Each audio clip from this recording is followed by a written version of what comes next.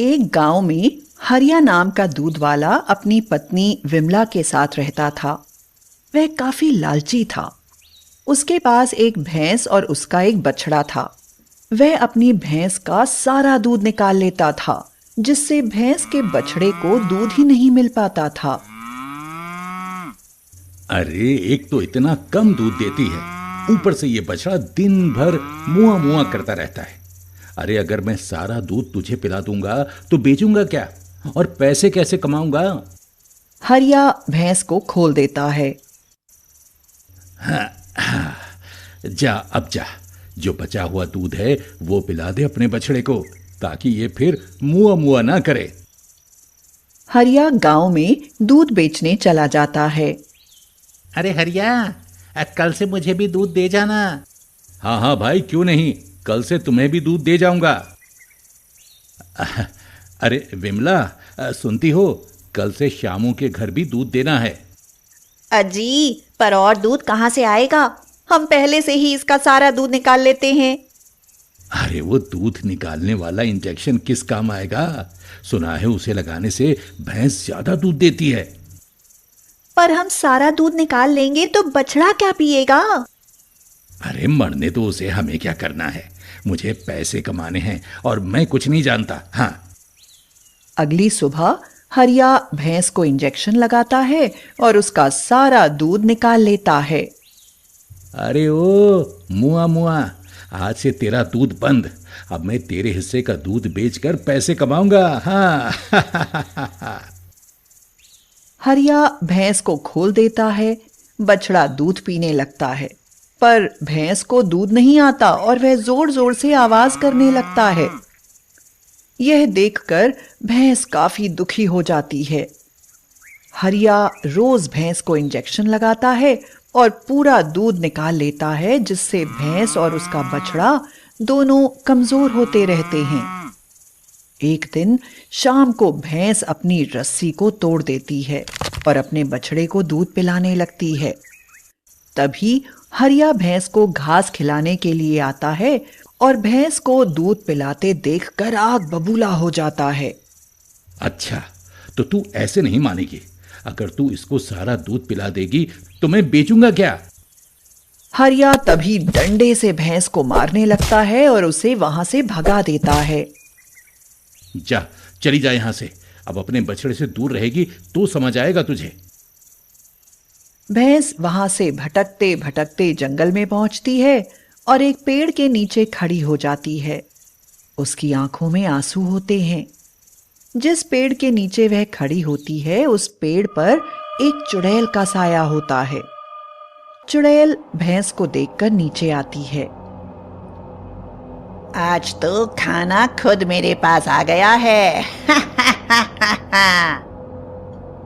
तभी चुड़ैल की नजर भैंस के आंसू पर पड़ती है। तू रो क्यों रही है? अच्छा, अब समझ गई मैं। तुझे तेरे मालिक ने भगा दिया है। चल, अब मैं तेरे मालिक को मजा चखाऊंगी।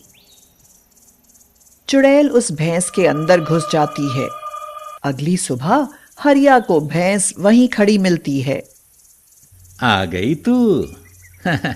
मैं जानता था, आखिर अपने बछड़े से दूर कब तक रहेगी। चल, अब मुझे दूध निकालने दे। हरिया जैसे ही भैंस का दूध निकालने लगता है, तभी भैंस उसे जोर से लात मारती है।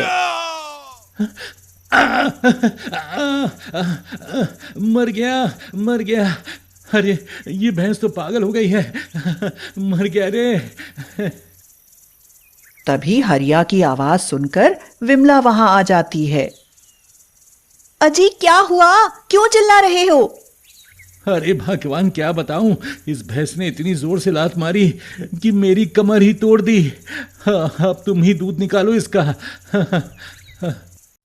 उसी रात को जब हरिया भैंस को घास देने जाता है, तो वह देखता है कि भैंस अपने बछड़े को दूध पिला रही है।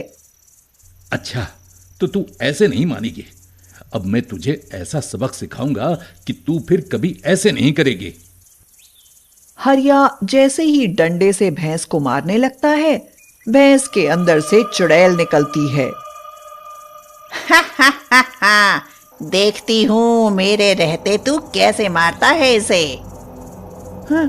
अरे अरे बचाओ, अरे बचाओ, अरे बचाओ, इस भैंस के अंदर से तो चुड़ैल निकली है। अरे ये तो भूतिया भैंस बन गई है।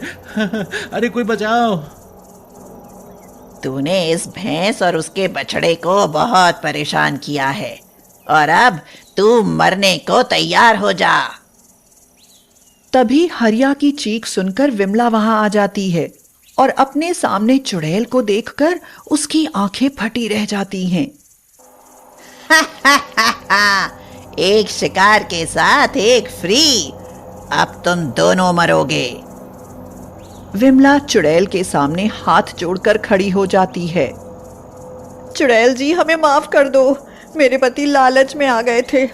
हम अब से कभी इसके बछड़े को भूखा नहीं छोड़ेंगे।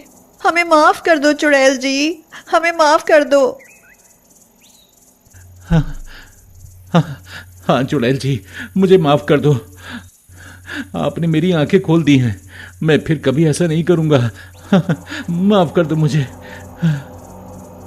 ठीक है, इस बार तो मैं तुम्हें माफ कर देती हूँ, पर आगे फिर तुमने कभी ऐसा किया तो मैं तुम्हें मारकर तुम्हारा खून गांव में बेचूंगी।